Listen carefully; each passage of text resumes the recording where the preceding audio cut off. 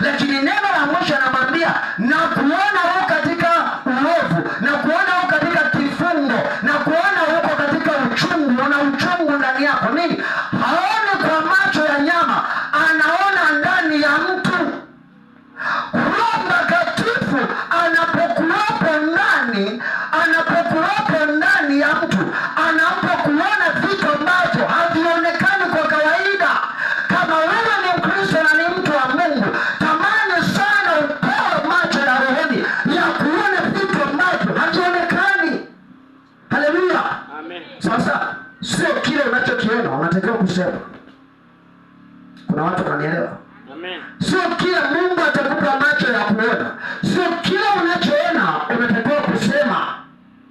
Ukiona, muulize Mungu, niseme nisiseme?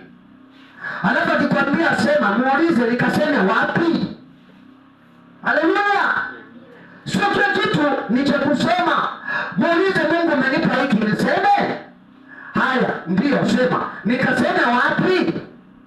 Haya, umenipa hiki nifanye nini? Haleluya. Roho Mtakatifu, umuhimu wa Roho Mtakatifu kwa mwamini ni kumpa uwezo wa kuona yale ambayo wengine kwa jinsi ya kawaida hayaonekani. Kwa jinsi ya kawaida hayaonekani. Ungejua vile ambavyo mimi ninavyoona, hata usingekuwa na dharau.